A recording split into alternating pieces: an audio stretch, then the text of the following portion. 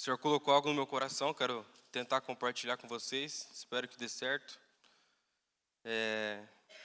Eu gostaria que a gente abrisse a Bíblia em Salmo 42.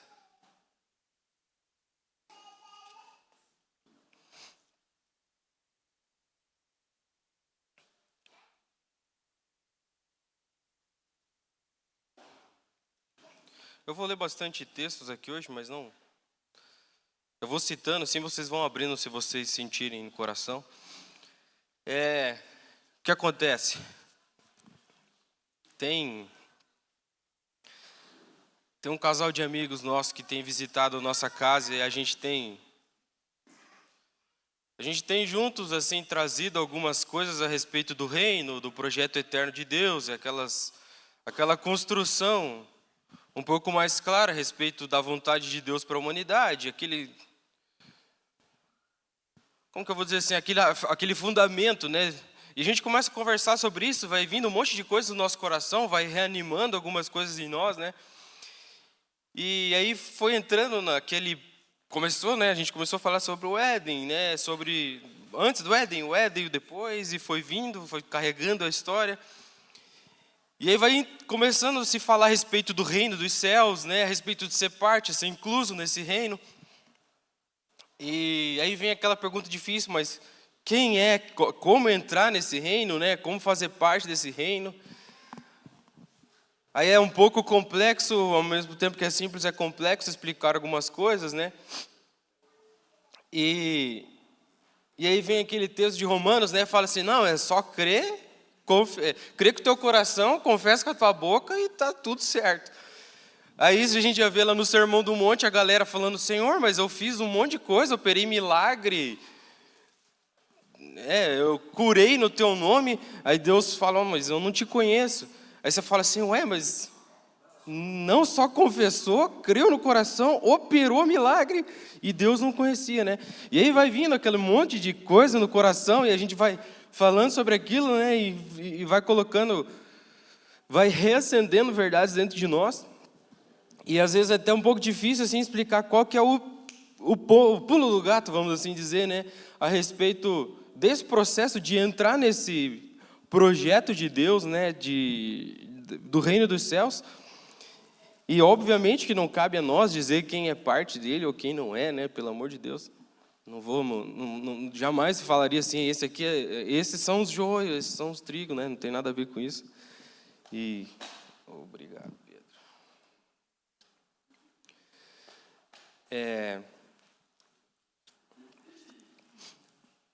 Mas teve um dia que a gente conversou um pouco sobre essas coisas. E eu mesmo, né? Fui para a cama ali pensando assim, né?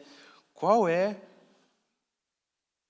o aspecto que eu vou apresentar diante do Senhor? Porque assim, quando eu encontrar com o Senhor, obviamente Ele vai saber, né? Ele já sabe das minhas falhas, Ele sabe aonde Ele parou a obra, né? Assim, que eu sou uma obra incompleta e que é isso que o Senhor vai encontrar, eu não tenho dúvida. Que eu vou chegar com um monte de coisa que vai ser corrigida só no processo do dia do Senhor, eu não tenho dúvida, óbvio. Mas assim, qual é o aspecto então que Ele vai buscar? Qual é o aspecto então que Ele vai... Assim, qual que é essa balança do Senhor? É meio difícil, assim, não sei se eu estou conseguindo me fazer entender, sim, mas o que então Ele vai buscar em mim naquele dia? Se só crer, né, e viver toda uma vida a par do projeto dele não é suficiente. Se operar milagre não é suficiente. Qual é essa balança? E aí até eu fui, né, dormir meio preocupado assim, né? E eu comecei a pensar assim, se quando Jesus voltar, o dia do Senhor, onde Ele vai operar juízo sobre aqueles que negaram o nome dEle, e né, Malaquias vai falar muito claramente a respeito de um dia muito doloroso para a humanidade, né, o dia do Senhor. Mas é o dia também que Ele vai vir com cura nas asas para os que são deles, né? E eu fiquei pensando assim, será que quando o Senhor me encontrar, Ele vai ver em mim um amigo? Essa foi a coisa que veio no meu coração, assim, não um amigo, né? Não estou criando nenhuma teologia aqui, nenhuma doutrina a respeito de vocês falarem que para entrar no reino precisa ser amigo de Deus, assim, né? É só um pensamento a respeito de todo aquele montoeira de coisas que o Senhor tem nos revelado há tantos anos a respeito desse projeto eterno. E eu comecei a pensar assim, será que quando o Senhor me encontrar, Ele vai encontrar em mim alguém que colocou a história dele acima da minha? E aí o Senhor foi colocando algumas coisas no meu coração e o Senhor começou a fazer algumas coisas no meu coração, assim, num momento meio crítico, assim, da vida natural, né? Porque nasceu, né, aquele branquelo que a gente apresentou aqui semana passada, né? E filho é uma bênção, né? Mas dá uma canseira. E assim, a gente tem a Sofia com 2, aí nasceu o Estevão, aí... Não quero ficar de lamúrias aqui, né? Mas assim, muitos aqui são pais há mais tempo, sabem do cansaço que dá, né? Raquel, Mateus ali, né? Estão no mesmo processo. Em nome de Jesus vai vir mais. Mas o que acontece é que nesses períodos, assim, a gente acaba se desgastando tanto, assim, com as coisas naturais da vida, o cansaço, não dorme direito, daí já se estressa no trabalho e daí chega em casa, nossa, tá aquele negócio assim, né? Parece que a casa está com as perninhas para cima, assim, né? E a gente vai se afastando dessa verdade, às vezes, né? Estou falando de mim, né? Eu fui me afastando um pouco dessa verdade a respeito de ser amigo de Deus, ser plenamente amigo de Deus, de conhecer o coração dele e de colocar a história dele acima da minha. E aí, eu me lembro que há um tempo atrás,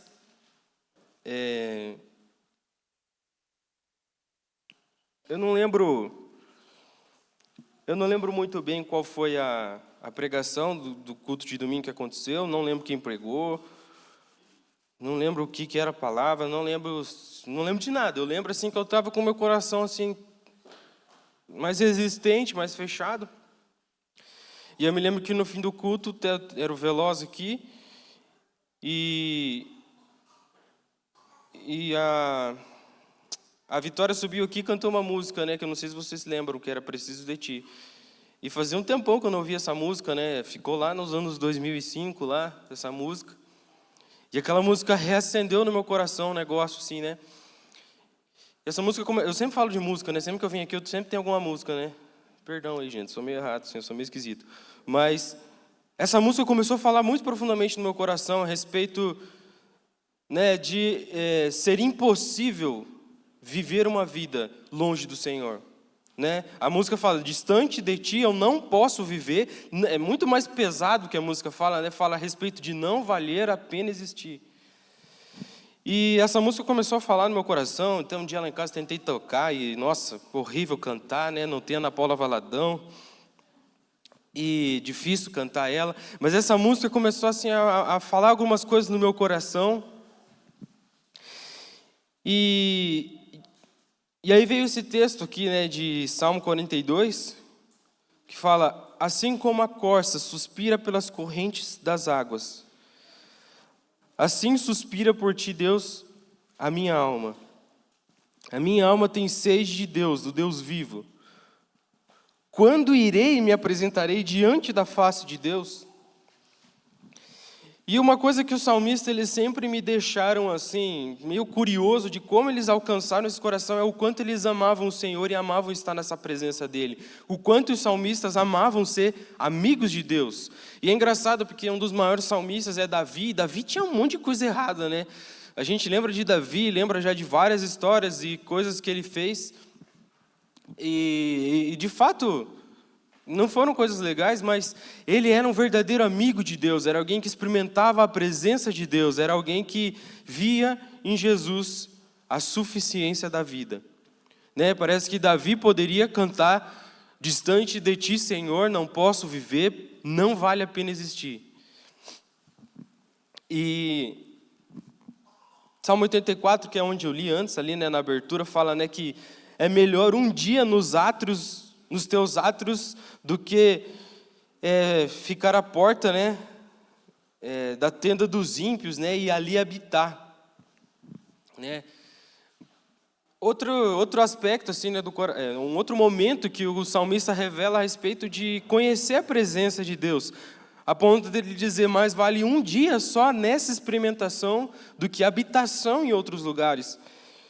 E eu comecei a ver que o grande, não sei se eu posso usar a expressão, mas assim, eu comecei a ver que é importante para o coração de Deus nos apresentarmos diante dele como um amigo, alguém que conhece o coração dele, alguém que sabe as angústias do coração de Deus, né? Eu sempre gostei de falar bastante do Ravenhill, né? E realmente ele é um cara que desperta em mim uma coisa assim que eu acho que nenhum outro pregador, nenhum outro amigo de Deus consegue despertar dessa maneira, que é alguém que conhece as dores do coração de Deus, é alguém que gastou a vida em tentar assim abafar as dores do coração de Deus na história, né, na geração que ele viveu. E eu comecei a olhar para a minha vida e falar assim, beleza, existe um reino, existe uma história, um projeto eterno de Deus que não começou em Jesus, que não começou no Éden, mas começou lá na eternidade, onde ele já sonhava com nós, onde Jesus já estava com ele, né? Enfim, já sabemos disso. E a história vem vindo, e a gente sabe que existe um dia marcado no coração de Deus para que ele vai vir completar com esse projeto para a humanidade, onde ele vai vir, né, Jesus vai voltar, e ele vai cumprir com uma série de coisas. E eu fico pensando assim, mas aonde eu me coloco nessa história toda, né? Aonde eu entro nisso tudo, eu acho que existe uma obra maligna assim, né? Que desde sempre quer tentar colocar o homem numa série de regras, numa série de lei, e aí depois a gente começa a entender que isso é religião, e a gente vai sendo colocado numa religião, e aquilo vai muitas vezes nos enganando de uma vida coerente, nos enganando de uma vida moral, e assim a gente pode passar meses, anos, sem ter uma comunhão com Deus, mas a religião vai abafando em nós essa necessidade de ser amigo de Deus, de conhecer o coração dele, de compartilhar as angústias do coração dele, e a rotina vai nos empurrando, né? Daí volta aqui para o meu caso, né? E aí é filho nascendo, é rolo, é confusão, é fralda. Esses dias eu coloquei a fralda da Sofia no Estevão, assim, ficou aqui assim nele. Correria, canseira e tantas coisas. Mas só existe uma coisa que verdadeiramente a gente precisa ter, é a amizade com o Senhor, é conhecer o coração dele, é uma intimidade com ele, é colocar a história dele acima da nossa. Pelo amor de Deus, eu não estou falando que na nossa vida nós não vamos ter dores, crises, problemas, e a gente vai invalidar isso porque Jesus é suficiente. Não me entendam errado. Não acham que eu estou falando assim, que a vida é um mar de rosas porque Jesus é suficiente. Mas eu creio que a gente perdeu um pouco. Eu perdi muitas vezes, né? O ponto certo das dores, o ponto certo do sofrimento, das crises, dos problemas, porque eu coloquei a minha história acima da história que está acontecendo na humanidade, desse projeto eterno. Aí, às vezes, a gente está lá numa lamúria da vida, naquele caos assim, que parece que o mundo vai acabar, e, ó meu Deus, aí daqui a pouco parece que o Senhor vai colocando um pouco de luz, colocando a respeito da vida dele, do projeto eterno dele, vai colocando no nosso coração assim, a compreensão a respeito dessa história dele que está acontecendo, que é muito, mas muito superior a nós, e parece que os nossos problemas vão cada vez ficando mais microscópicos, e vão diminuindo, e aí parece que vai vindo no meu coração aquele negócio assim, distante do Senhor, não vale a pena existir, é melhor não viver, do que viver uma vida distante dele. É melhor não ter vida, é melhor não viver do que viver uma vida de religião, do que viver uma vida onde a gente vai passando dia após dia, assim, né? A gente estava conversando esses dias, né? Hoje ela não veio, né? Posso falar bastante mal dela. Então, estou brincando, ela não está muito bem. Então, ela não conseguiu vir, mas a gente estava conversando, assim, sobre como algumas fases da vida nos empurram para umas rotinas assim, que parece que os dias são todos iguais assim, né? E a gente vai assim, levanta, vai não sei o quê, até o trabalho, vai cuidar da casa, e vai não sei o quê, faz isso, faz aquilo, não sei o quê, dorme. Aí levanta e a vida vai ficando uma porcaria, assim, sabe? E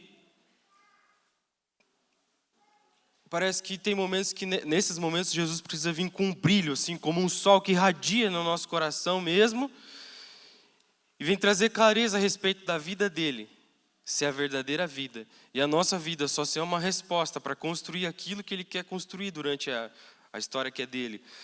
E eu queria ter o coração desse salmista, sabe, a ponto de falar assim: Senhor, quando eu irei me apresentar diante da tua face? Sabe, o anseio para chegar diante de um amigo e falar: enfim, nos encontramos. Né? Eu tenho medo um pouco, assim, eu já falei isso aqui, e é verdade. Eu tenho um pouco de medo, assim, de chegar diante do Senhor e encontrar alguém que eu não conheço. Eu tenho medo de chegar diante do Senhor um dia, assim, e Ele ter que se apresentar, assim, sabe, prazer, Deus. Opa, Samuel.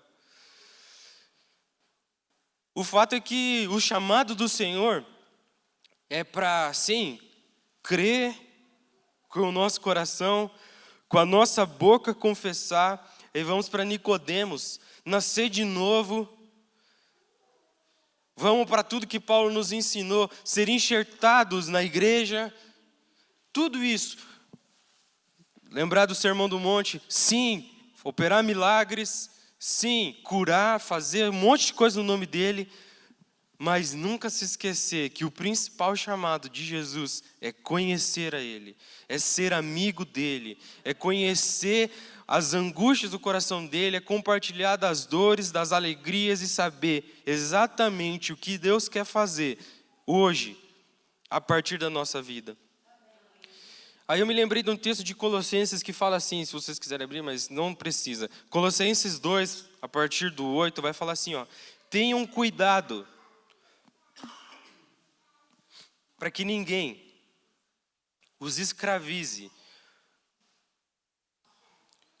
com filosofias vãs e enganosas, que se fundamentam num monte de tradições humanas e em elementares princípios desse mundo, mas não em Jesus Cristo.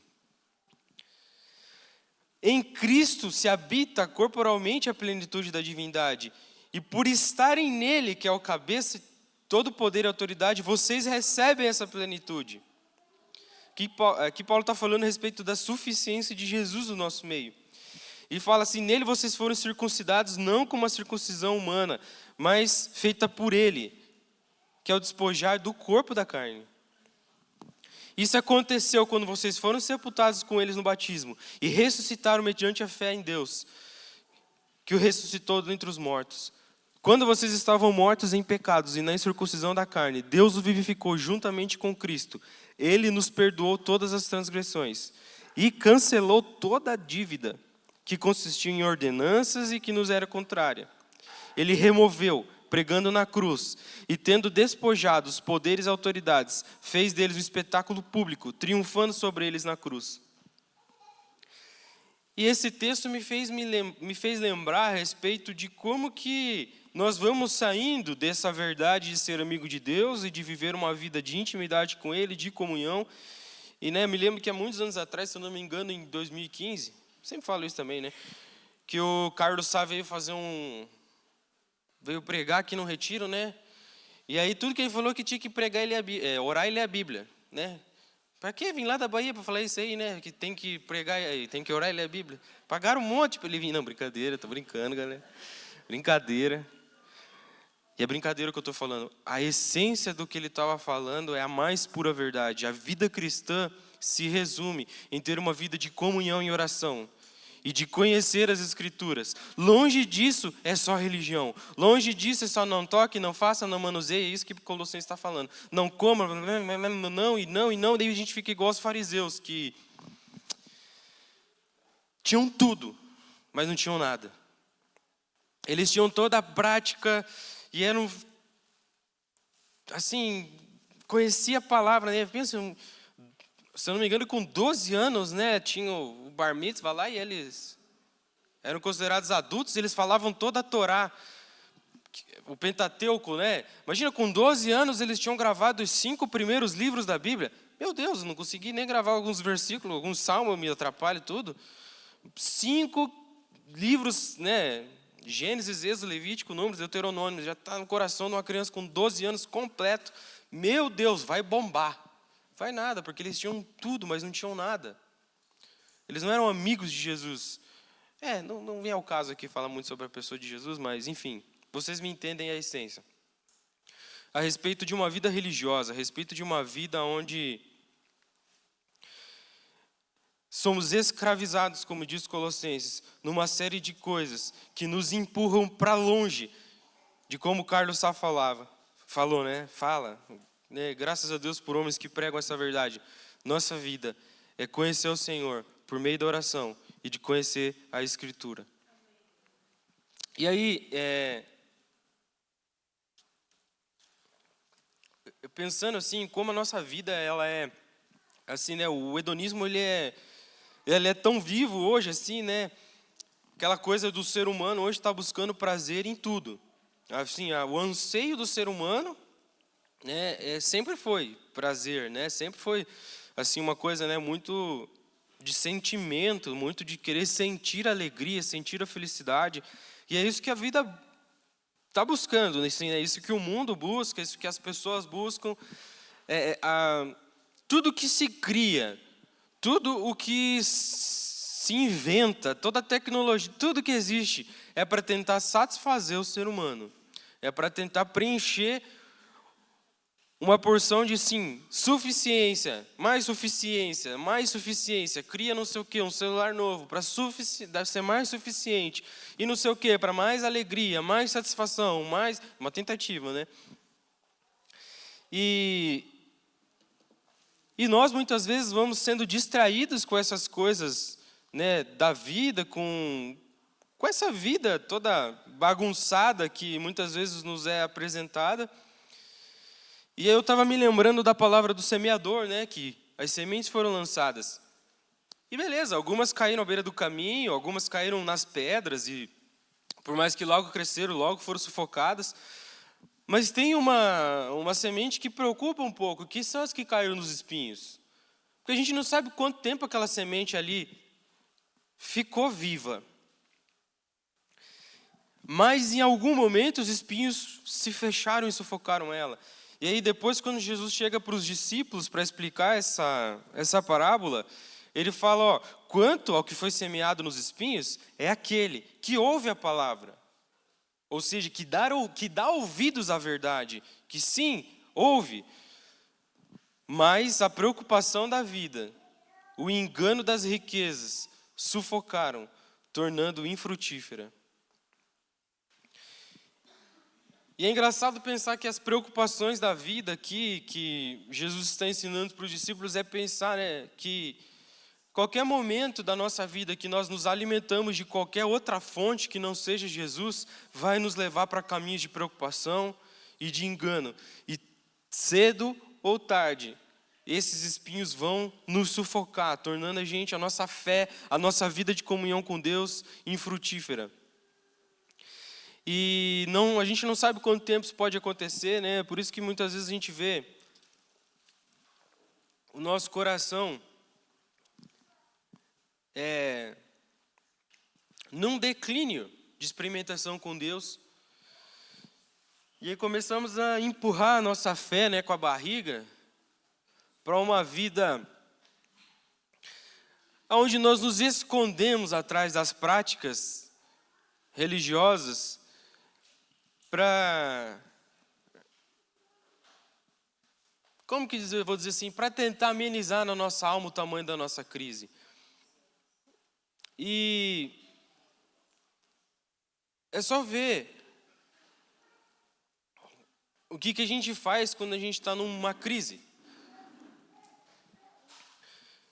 Quando a gente entra num colapso de fé, quando a gente entra numa crise, como uma coisa grave assim, né, de afastamento do Senhor, tá? O que a gente faz? Ou a gente se afasta, né, para com tudo, e o famoso desviado, né?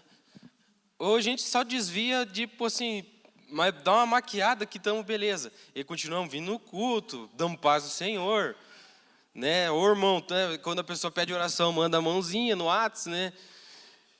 E daí a gente vai sempre dando essa manutençãozinha básica, assim, né? O motor tá fervendo, assim, né? O cabeçote já tá estourando, mas tá lá, né? Trocando óleo, assim, tá fazendo aquele basiquinho para não explodir, né? E a gente vai carregando essa vida, porque a gente vai se maquiando de uma vida cheia de moral, de ética, né? E com aquela desculpa assim, não, mas Deus conhece meu coração. Esse é o problema, né? Mas enfim. E várias coisas que vão nos distraindo, sabe? Colocando esse projeto de Deus, essa verdade eterna dele, cada vez mais distante assim de nós, né?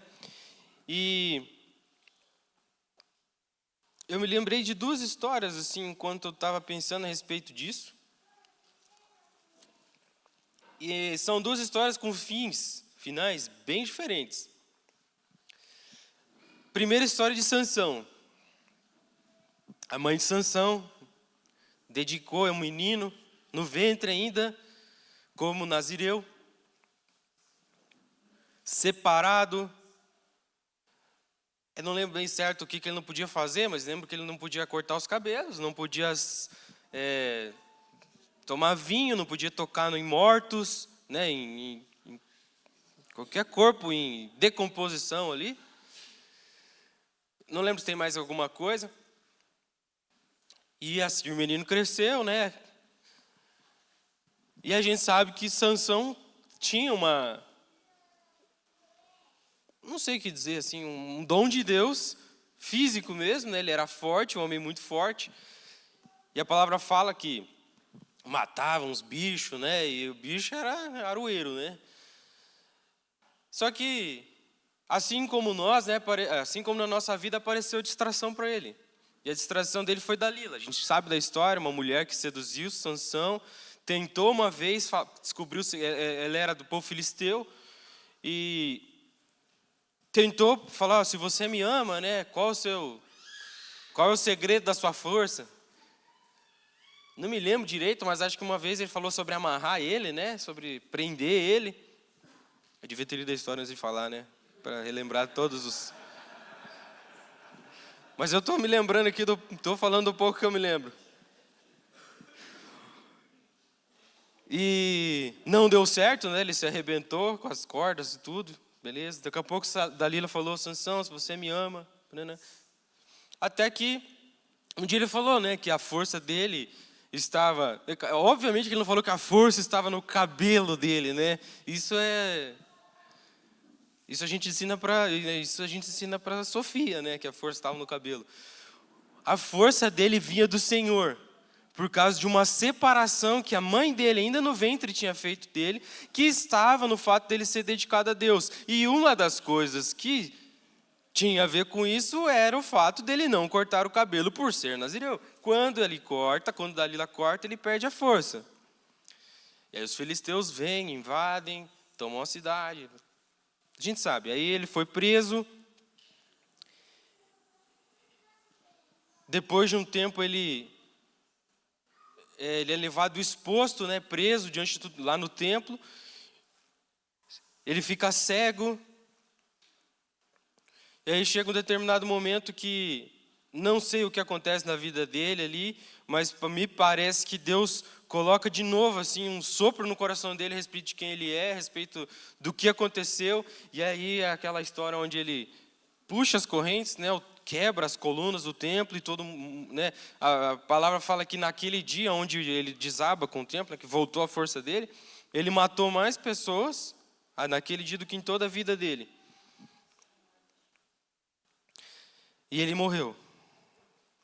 Esse é o fim de Sansão. A distração matou ele. Me lembrei de uma outra história que eu estava falando antes desse grande homem, Davi. Todo mundo sabe da história de Davi de Betseba. Quem não sabe, era uma época de guerra. Também não li essa história, vou só falar do que eu me lembro. Era uma época de guerra, os reis deveriam estar na guerra. E se eu não me engano, o texto já começa falando que Davi acordou de tarde, né? Já acordou depois do meio-dia, acordou para almoçar. E ele vai para a varanda e vê Betseba tomando banho, e ele deseja ela. Ela é esposa de Urias.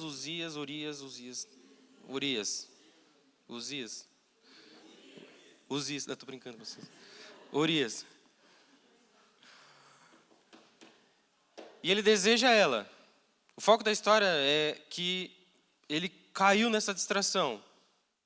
E ele se envolveu com essa mulher, teve um filho, a gente sabe que veio consequências disso, o filho foi morto. Enfim. Mas aqui está a grande coisa que me intriga muito com Davi. O salmista Davi. Davi tinha pecados como eu. Davi tinha suas falhas como eu. Mas ele era amigo de Deus. É engraçado porque não quero me ater a isso, mas em Davi, Deus coloca uma aliança para toda a humanidade, que é a aliança que começou em Melquisedeque, que é a aliança dos sacerdotes reais. Vocês sabem que Davi era rei, ele não era da linhagem sacerdotal, ele não poderia entrar no tabernáculo, mas o que ele fazia? Entrava e morria? Não! Por quê? Porque esse sempre foi o chamado de Deus para nós. Cumprir com o pão da preposição? Tá, também. Cumprir com o incenso da adoração? Tá, também.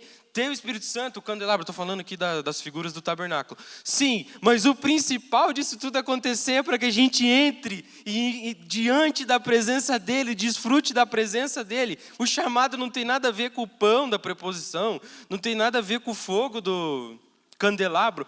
Não quero minimizar aqui essas figuras, porque eu amo o tabernáculo e de maneira nenhuma me entendam mal. Mas a essência de tudo que acontecia era que o homem habitasse com Deus. E a gente fica muitas vezes assim, distraído com as coisas. E Davi pisou feio. Pisou feio, ele adulterou. Não bastasse adulterar, matou o marido, que é Uzias, brincadeira, é Urias. Ele matou, mandou ele para frente de batalha. Para que ele... Davi assassinou ele.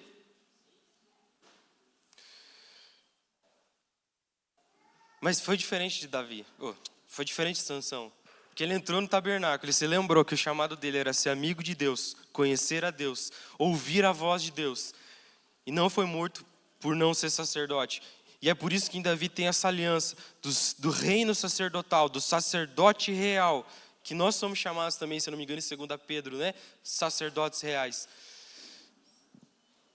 E mesmo com tudo isso, mesmo com todos os pecados, eu sei que quando Davi se chegar diante de Deus, Deus vai ver nele um amigo, alguém que colocou a história dele acima da própria história. E existem muitas distrações na nossa vida, sabe? Eu me lembrei de uma história que até o Alcione falou aqui antes de Marta e Maria, quer dizer, falou de Maria, né? Mas eu me lembrei da história de Marta, a irmã dela, que é um outro tipo de distração que a gente muitas vezes cai. Vocês se lembram também, vou recordar aqui, também não li a história, vou contar o que eu lembro. Que Jesus vai até a casa de Marta e Maria. E aí vocês lembram que está aquela correria, aquele negócio assim, Marta lá. Creio que Marta era uma pessoa muito zelosa no serviço. Fazia as coisas com um coração de fazer do melhor. E aí, Maria já era um pouco mais tranquila quanto ao zelo do serviço, Quando Jesus chegou, foi aos pés dele, porque esse, como o Alcione falou aqui, é aquela que enxagou o perfume nos pés de Jesus com os próprios cabelos, né? Então, assim, era alguém que amava Jesus. Maria era amiga de Jesus. Jesus cita Lázaro, Marta e Maria como amigos mesmo, amigos, né? Jesus não fala de discípulos, cita como amigos, por isso ia na casa deles. Mas Marta, daqui a pouco lá, se vê lá na cozinha, né? Suando assim, né? Igual o Rafa faz, né? E Maria ali, né, bem de boa, bem tranquila nos pés dele. Aí foi lá dar um ovo nela. Né, você me deixa aqui sozinha, fazendo um monte de coisa para servir melhor Jesus, né? E você está aí de boa. E Jesus fala, não, mas espera aí, Maria escolheu a melhor parte. Maria escolheu o melhor que ela poderia escolher. E tenho certeza que Jesus não fez isso numa patada, né? Que Jesus deve ter falado com muito amor, não sei as palavras que ele usou, mas trouxe isso com muita doçura para o coração de Marta, dizendo assim, Marta, obrigado por todo o teu serviço, obrigado pelo teu zelo, obrigado pelo teu cuidado comigo. Mas Maria escolheu a melhor parte, que é ser íntima de mim. E essa é uma outra distração, a obra. O serviço. Não à toa que a gente vê muitos homens de Deus muitas vezes declinarem na vida do Senhor e caírem num monte de coisas. E nem estou falando de pecados, porque pecados a gente cai toda hora. Estou falando assim, se afastar de Deus e não ser mais amigos de Deus. Né? A gente vê toda hora ministros de louvores, pastores. E assim é a nossa história. A gente vem numa construção com Deus, mas parece que a obra nos distrai, o serviço vai tomando o nosso coração, e daqui a pouco a gente está igual a Marta, a gente só faz, e é agenda para isso, é agenda para aquilo, e é não sei o quê, e confusão. Quando a gente vê, a gente caiu naquela rotina onde nós não somos mais amigos de Deus, apesar de viver uma vida cheia de dedicações para a obra. E estava me lembrando que Jesus começa a construir um pensamento no coração dos discípulos. E em Mateus 24 ele vai falar a respeito do cumprimento da volta dele. Né? Mateus 24 vai falar de quando Jesus vai voltar. E aí, é o próprio Jesus ensinando. Né? Eu acho interessante que às vezes a gente vai falar sobre a volta de Jesus e a gente começa a querer ler Apocalipse. Começa a querer ler Daniel. Daí tem Mateus 24, onde é o próprio Cristo nos ensinando a respeito dos sinais. E ele fala assim, bem lá no final, quando ele já falou um monte de coisa, ele fala assim, portanto, vigiem, porque vocês não sabem em que dia virá o seu Senhor. E eu comecei a ver que alguns homens entenderam isso. Provérbios 4 vai falar assim, Provérbios, Salomão, vai falar assim, muito antes de Jesus alertar isso, acima de tudo, guarde o teu coração, porque dele depende tua vida. Ele estava a respeito de colocar o coração num lugar preservado, na verdade, onde nós não somos distraídos. Efésios vai falar assim, tenham cuidado com a maneira de como vocês vivem. Não sejam como os insensatos, mas sejam sábios, aproveitando ao máximo cada oportunidade, porque os dias são maus. Portanto, não sejam insensatos, mas procurem compreender qual a vontade do Senhor. Aqui Paulo está falando a respeito de ser amigo de Deus, compreender o coração de Deus, compartilhar das angústias de Deus. E nisso, me lembrei de Apocalipse. Não tem nada a ver com descobrir como será o fim dos tempos, mas sim de alguém, de uma igreja que chegou diante dele, né? A igreja de Éfeso. É a igreja que mais me dá medo. Né? A igreja de Laodiceia e de Éfeso são as igrejas assim, que mais me assustam, né? Porque o anjo chega para Laodiceia e fala assim, olha, você não é nem quente, nem frio. Eu preferia que você fosse frio. E aí para a igreja de Éfeso o anjo chega e fala assim, você trabalhou muito. Vocês sofreram com paciência. Vocês foram fiéis quanto à verdade. Mas eu tenho uma coisa contra você. Você perdeu o primeiro amor.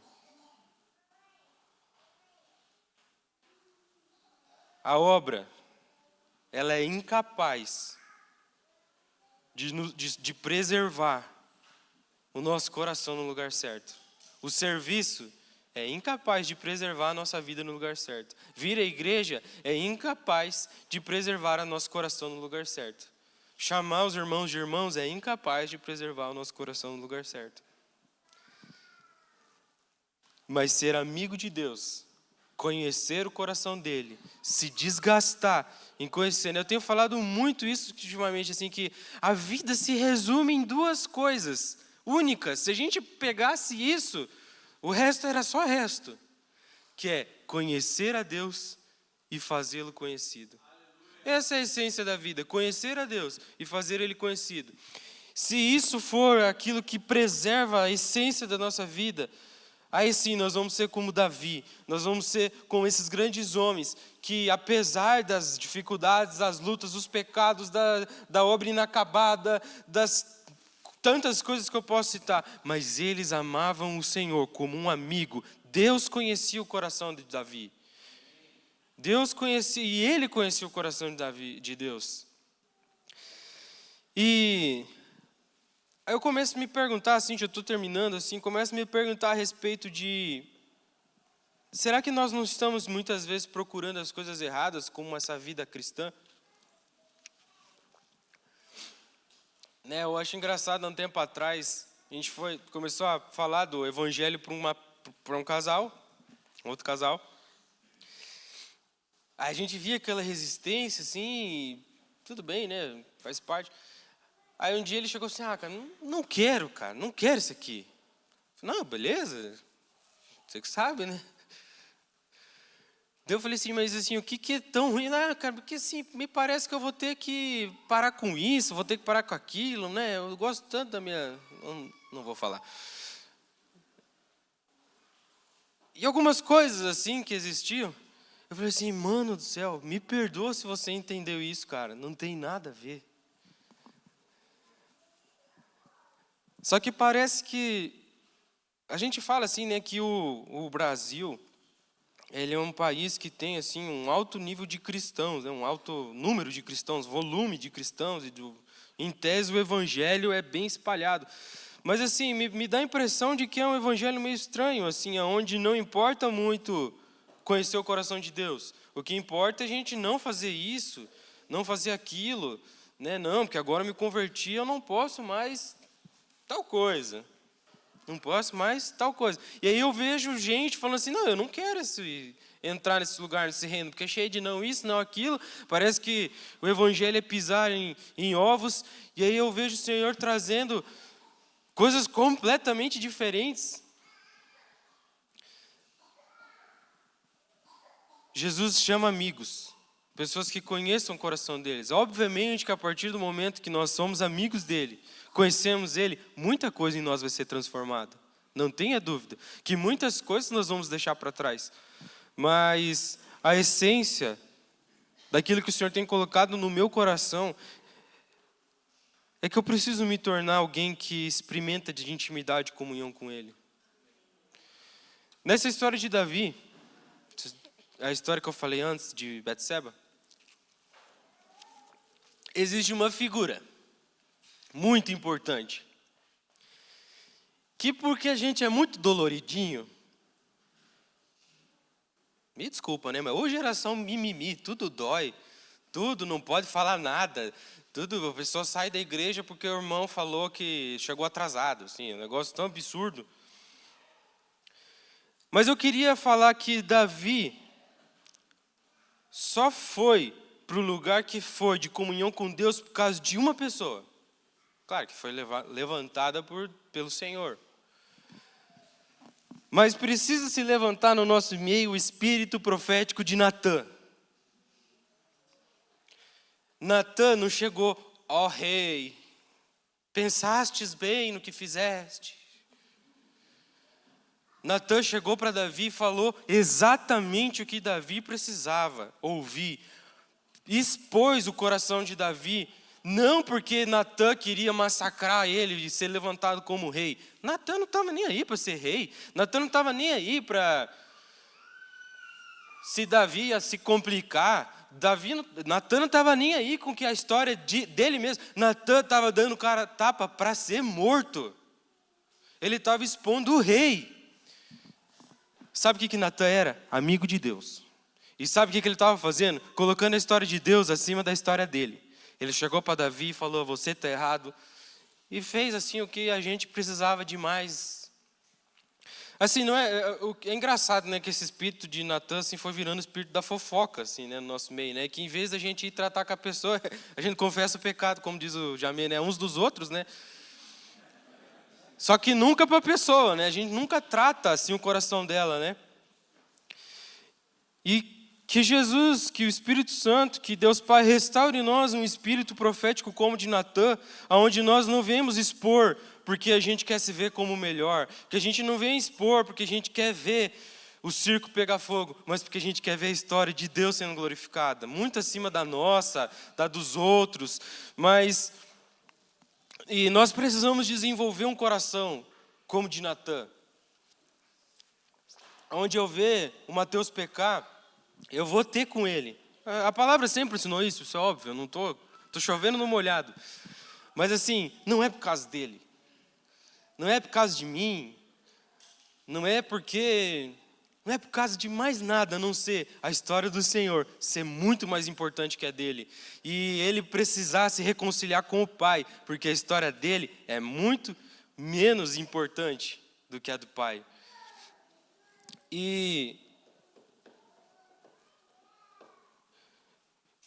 eu já fiz essa oração com mais veemência na minha vida, com mais intensidade, mas esse espírito de Natan, eu ser usado como Natan, mas que principalmente pessoas sejam usadas como Natan para tocar na minha vida.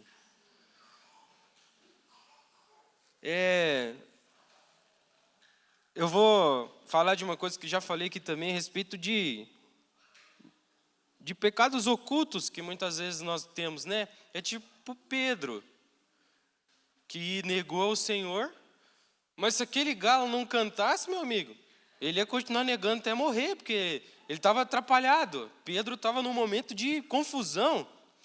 Quando o galo cantou, ele se lembrou do que Jesus tinha falado. E aquilo que era oculto, o pecado oculto dele, veio à tona. E não vamos falar que o espírito profético do galo aqui, né? Mas o espírito profético de Natan aconteceu ali também naquele momento, onde ele se lembrou de colocar o coração no lugar certo, para que a história de Jesus ficasse acima da dele, para que a história do Senhor estivesse acima da dele. E, como sempre, eu nunca sei como acabar, né, o que eu comecei, mas eu queria que a gente orasse assim, sabe? Para que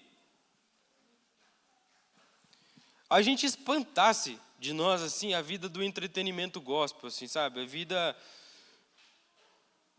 vida de Laodiceia.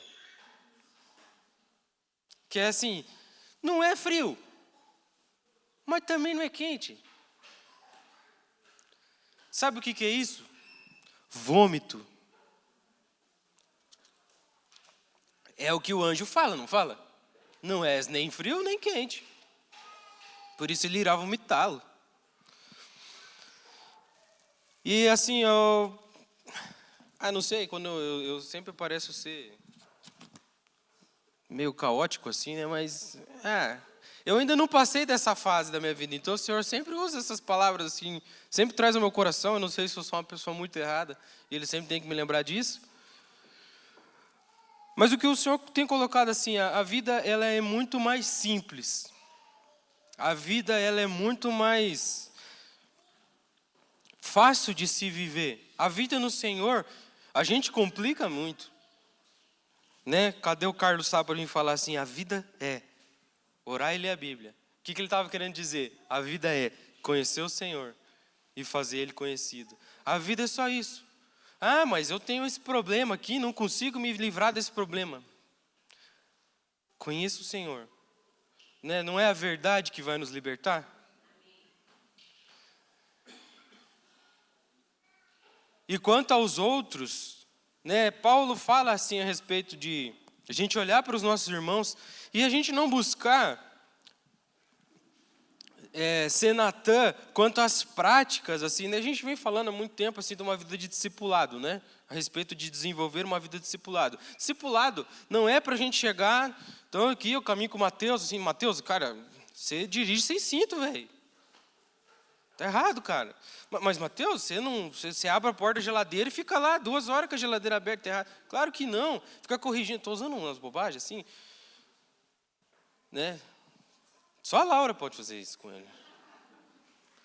A vida é chegar assim, Mateus, você precisa conhecer Jesus, cara. Você precisa conhecer o coração dele, ser íntimo dele.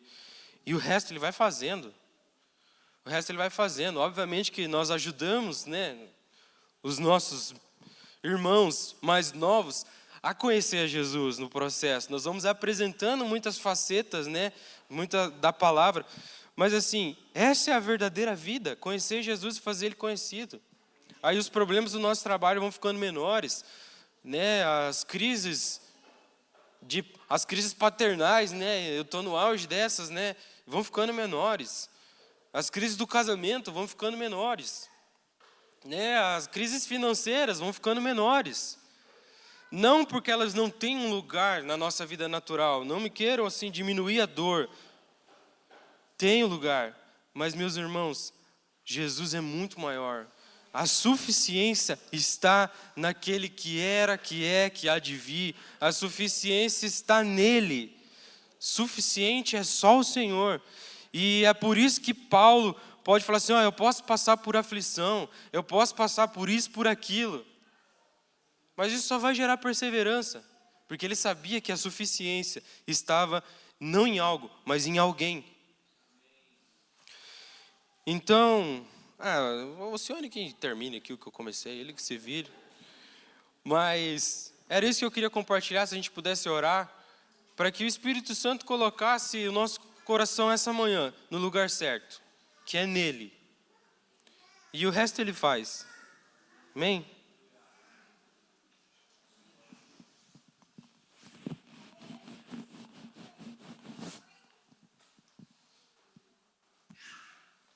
Fica aqui.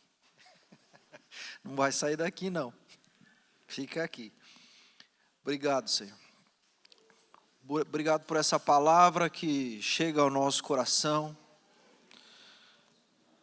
Como a água chega para aquela terra seca, árida e sem vida.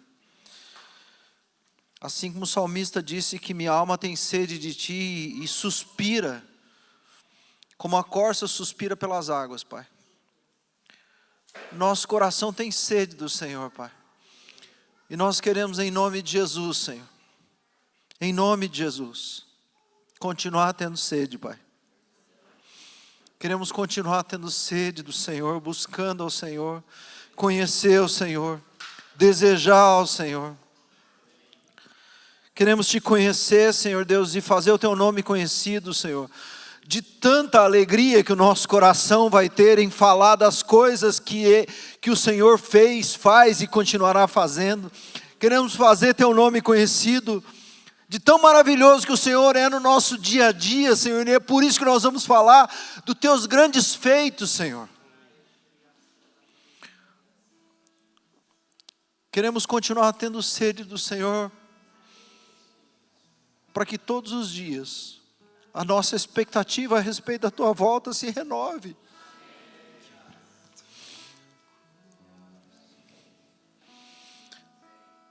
Senhor, nossa oração é para que as preocupações da vida e as riquezas dessa vida não sufoquem o nosso coração. A semente sempre é boa, Pai, o nosso coração que se torna uma terra ruim. A semente tua é sempre boa. Oh, Hashem, Hasharabalaera, Anderi, Cantiora, Bacharabala, Bacheri, Anderia, Enesherandera, Hamacharabalaíria, Anderia, oh, Ramacharabala, Haramancheria.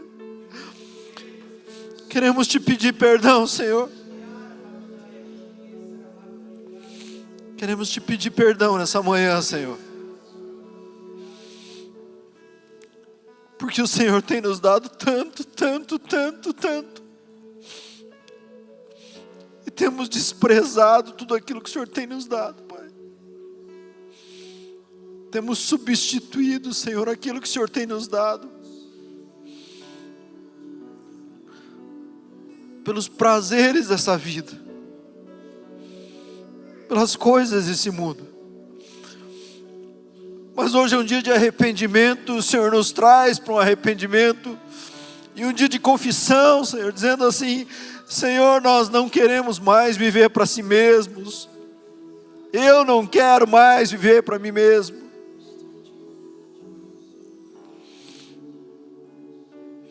Mas eu quero te conhecer, e ser achado de ti.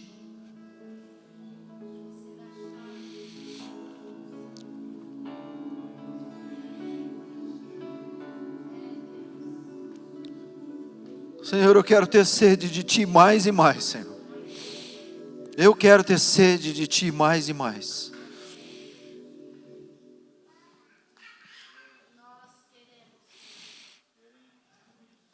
Oh Deus.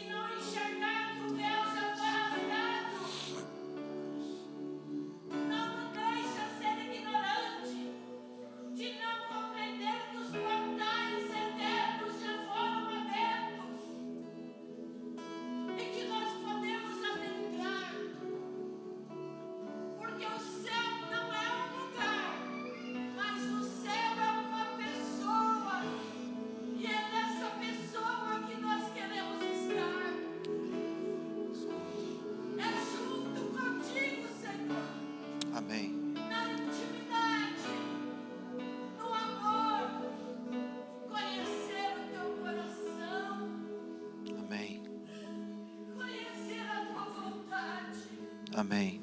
Conhecer o teu sentimento. Sim, Senhor. Meu Deus, nos ajuda.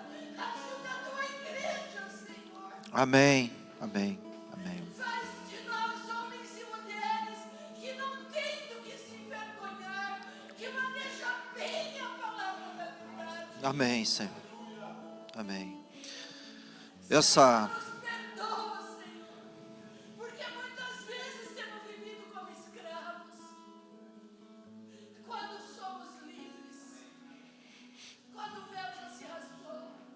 é verdade, Deus. Pelo Senhor, nós podemos andar e viver em espírito e em verdade. Amém. Essa convicção no nosso coração, meu Deus. Amém. Amém. Nós te agradecemos de todo o coração. Amém. Em nome de Jesus. Em nome de Jesus. Às vezes a gente chega num ponto de inflexão na nossa vida. E talvez esse ponto de inflexão seja aquilo que Samuel falou sobre o não ser quente e não ser frio. E às vezes o nosso coração demora a aquecer.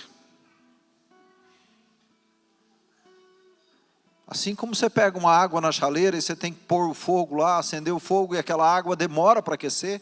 Às vezes o nosso coração se esfriou de tal maneira que ele demora para aquecer. Mas tem que ter um momento, e é um momento de decisão, onde a gente resolve, decide, que a gente não quer mais ficar frio. Então a gente pega uma caixa de fósforo, e vai lá, acende o fogo, liga o fogão, para que a partir daquele momento aquela água comece a aquecer. E essa decisão ninguém vai fazer por você. Essa água só vai aquecer se você tomar a decisão de colocá-la para aquecer. Esse é o convite do Senhor para nós nessa manhã. Esse é um convite do Senhor para nós. Não é sobre aquilo que você pode ganhar servindo a Deus. É sobre se relacionar com Deus. Eu queria te convidar. Eu sei que parece insistência e tem que insistir mesmo. Porque às vezes as pessoas têm que insistir com a gente para a gente mudar de opinião.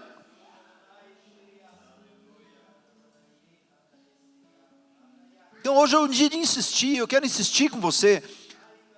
Se você tiver vontade de dobrar teu joelho, dobre. Se você tiver vontade de deitar no chão, deite. Se você quiser ficar em pé, fique. Se quiser ficar sentado, fique. Mas não deixe de orar nessa manhã, o Senhor dizendo assim: Senhor, muda meu coração. Muda meu coração, Senhor. Muda meu coração, Senhor. Muda meu coração, Senhor.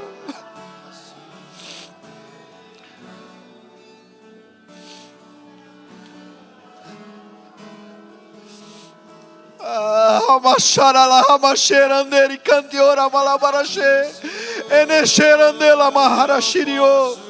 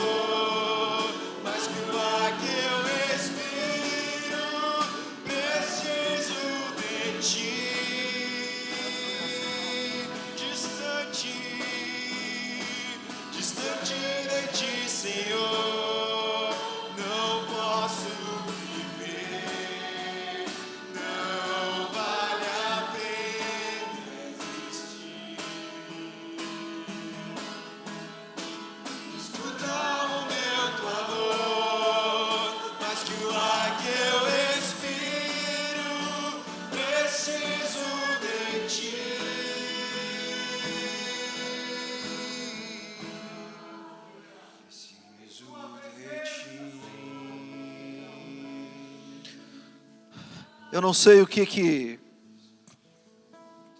entrou no teu coração nesses últimos meses, anos, dias, eu não sei.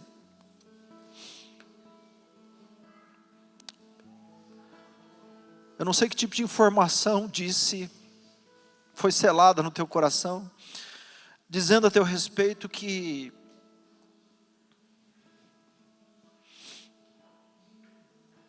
você não consegue, que você não pode, que não dá, que você está sujo, está impuro, está imundo, eu não sei.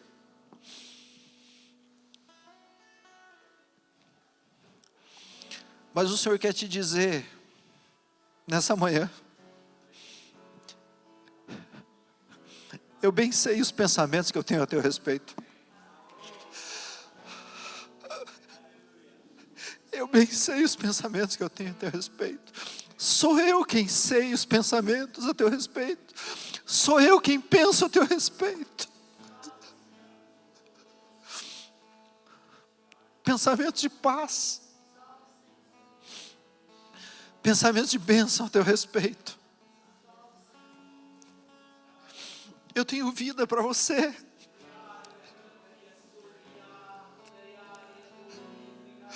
Eu tenho vida para você. Eu sou uma fonte de vida a jorrar. E eu quero jorrar no teu interior. Para que você não tenha sede.